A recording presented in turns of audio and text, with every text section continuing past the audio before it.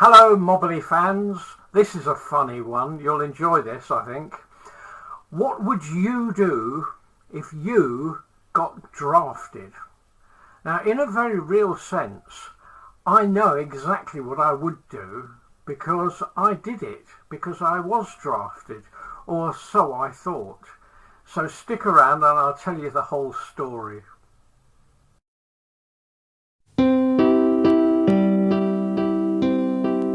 Willy a Mobberley, Willy a Mobberley.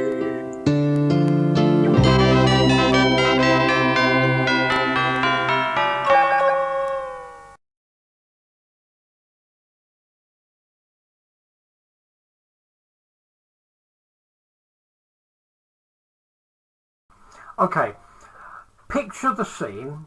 It's 1980. I'm 19 years old, first year at art college, very naive, very green, very stupid and very gullible. Okay? And also, like all young people, I was like half expecting the sky to fall in at any moment, World War III to break out, all that kind of thing. Typical young person scenario. So, around this time, I'm not sure what it was, but I think it was something to do with the Iran-Iraq war. But stuff was happening, and one day I said to some of my friends, "Oh, this looks really serious to me. I reckon we could end up being drafted over something like this. It could turn into a major war." So anyway, I thought no more of it. But some time later, I don't know whether it was days, I don't know whether it was weeks, one day I went to my cubbyhole at art college and there was a brown letter addressed to me.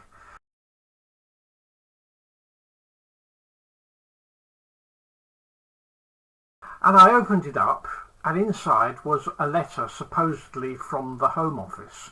Now it was actually a hoax. It had been done by two of my fellow animation students. One of the guys who did it, I'm still all these years later very, very good friends with him, and he kept a copy so I can show it to you.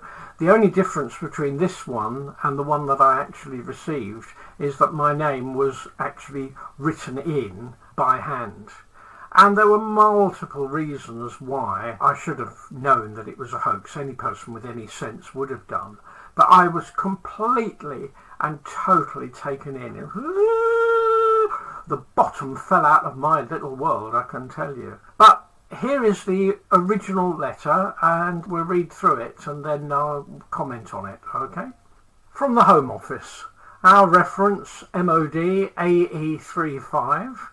Your reference, HO 9000. Dear Mr. Mobberley, due to recent developments in the international situation, Her Majesty's government feels it is necessary to take action as a precautionary measure in the event of a deterioration of diplomatic relations.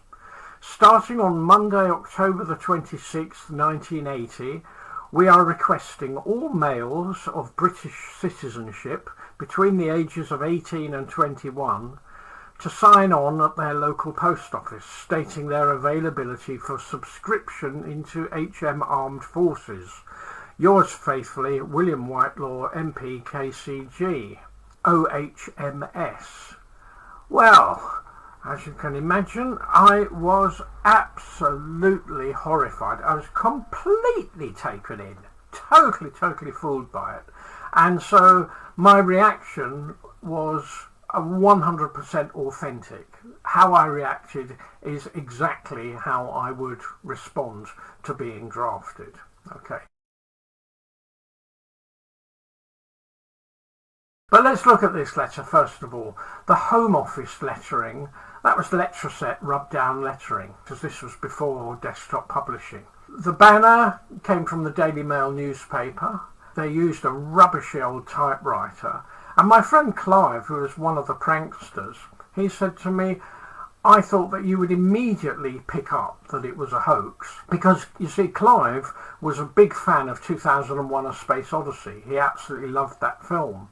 And look at the references. MOD AE35 is the serial number of the unit, which HAL, the computer going on the blink, said that there was an impending fault, and it was AE35.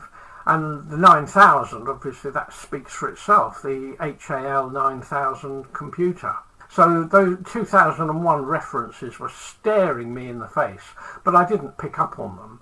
The other thing that I should have picked up on was there was no national insurance number. They didn't even have my proper address. It just had my name written in on this photocopied letter.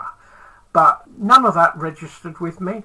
And of course, illiterate so-and-so, my friend Clive, he put availability for subscription into HM Armed Forces. Should be conscription, not subscription. But no, none of that. I just thought that it was genuine. So the next thing is, how did I react? What were my thought processes regarding whether or not I should go and fight for my country?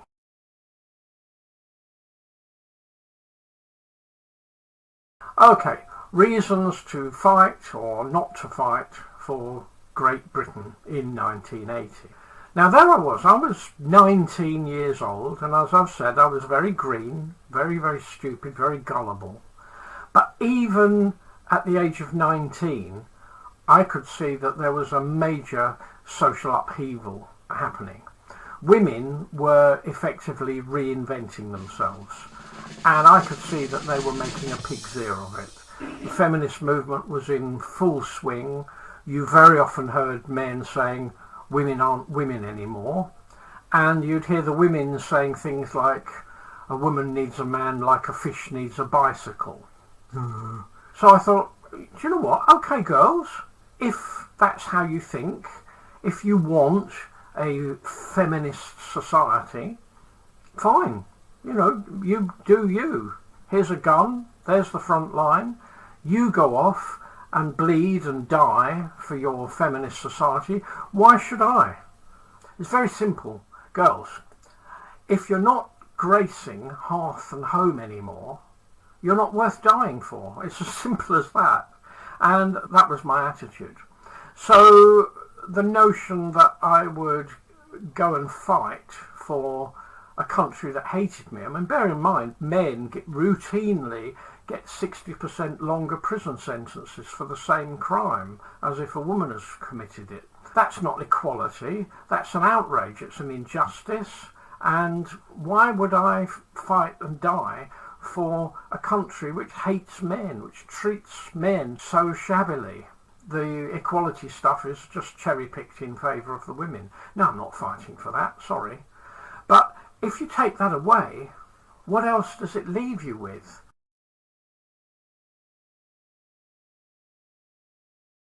Well, the next thing they say you fight for is Queen and country. Well, you know, Queen Elizabeth II was supposedly Supreme Governor of a Christian church, and yet she put her signature on the Abortion Act. So, effectively, she ensured that her reign was actually spattered with the blood of more innocent human lives snuffed out than the reigns of the Egyptian pharaoh of Exodus, King Herod, and the emperors Nero and Caligula combined. We've got so much blood on her hands, it was unbelievable. And I know they would say, oh, well, she didn't have a choice in the matter, she was just obeying orders. Well, okay, yeah, she was descended from Germans. They're very good at doing evil things and then saying, I was only obeying orders, I didn't have a choice in the matter. Yeah, right. But anyway, if that is what lacklustre Liz was going to do, then she couldn't expect me as a pro-lifer to have any loyalty to her whatsoever. I mean, bear in mind, it hadn't happened at this time, but in later years, the saintly King of Belgium, Baldwin, he actually abdicated rather than sign the Abortion Act into law in Belgium. And they had him abdicate, and then they brought the law in, and they recrowned him. And he is now beatified, very, very saintly man, beatified by the Catholic Church. Now that's what I call a monarch worth fighting and laying down your life for, because he was holy. But lacklustre Liz, baby's bane, nah, not going to happen. So what then? What other reasons would one lay down one's life for one's country?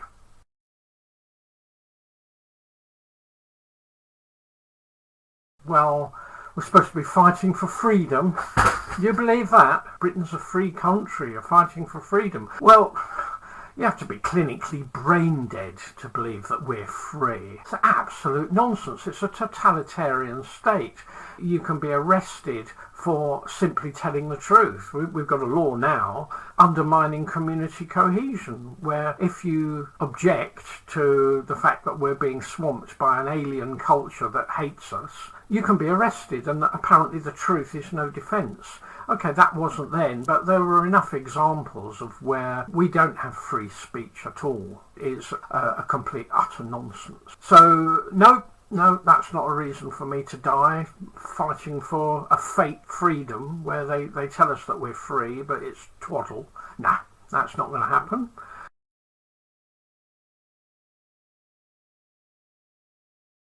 Next reason will make you laugh, I think. I have seen an ET with my own eyes, okay? So I don't believe they exist. I've seen one. I know they exist, and I know that there's a cover-up.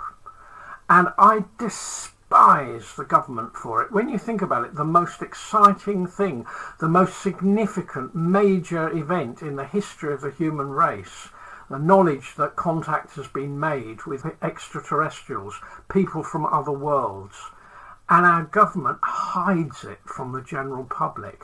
How dare they? The sheer pig arrogance of these people. And you expect me to lay down my life for people like that when they hide something so stupendous from me? No, the government become the enemy when they do something like that. And as for the people involved in the cover-up, cowardly people with no integrity, they haven't got the courage or the will to be whistleblowers and to expose that cover-up, which any normal, decent person would. I have nothing but contempt for everyone involved. So there's no way that I'm going to fight and die for a government that pulls a stunt like that. Sorry. No.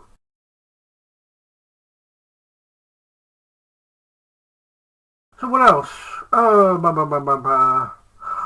Masonic bankers. Well, are they worth fighting for? Funny handshake, money, money, money.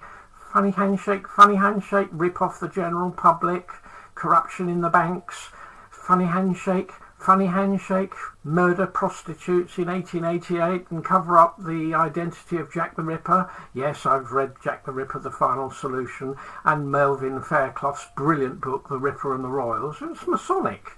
So, you know, funny handshake, lay down your life for us because we're crucial to Britain. I don't think so, do you? No. Funny handshake, take a running jump, not dying for you lot, that's for sure.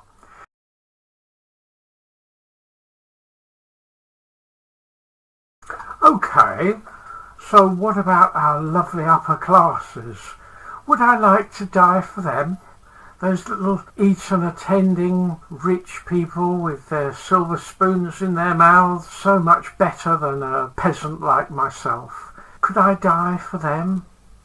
No, this isn't the 1914-18 war when the working classes went and died for squabbling upper classes in England and Germany. No, come on. Things have moved on now. I'm really struggling to find a reason to go to Flanders Field. I'm not saying that people in previous generations were monks. They were wonderful people, amazing men, but they operated according to the information that they had then.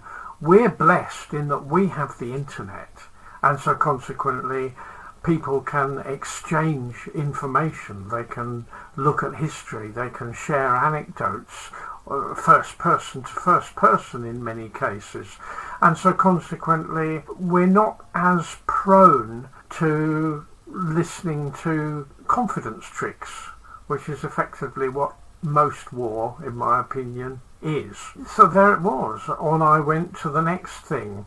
Why would I acquiesce to being drafted? Why?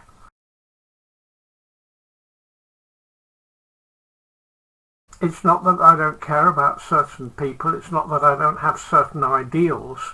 I'm just not convinced bleeding and dying for one's country is necessarily a good thing, particularly when Britain doesn't occupy the moral high ground. Sociopathic women can now go and they can say, I don't want my baby, can you please have it ripped to pieces without anaesthetic and dropped in a bucket for me because it's inconvenient? And Britain will say, oh yes, we'll do that for you, we'll do that on the NHS. And that is so utterly amoral and downright evil. I wouldn't fight and die for that. No way. No way.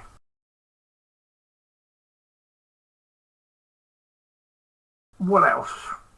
Well, that's it really, but it's all academic in any case, because any war arising from the Middle East would only actually be about oil anyway. They would be wanting me to fight for oil.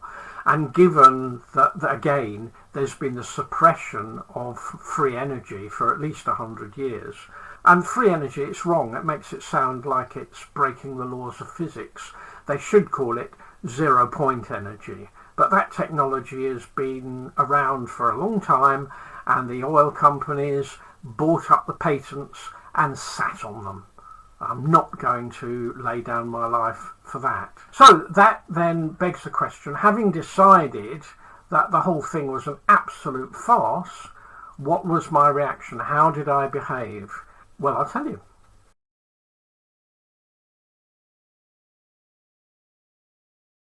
I remember verbatim the letter that I wrote to the Queen. I addressed an envelope and I put the Queen, Buckingham Palace, London, and I put a stamp on it.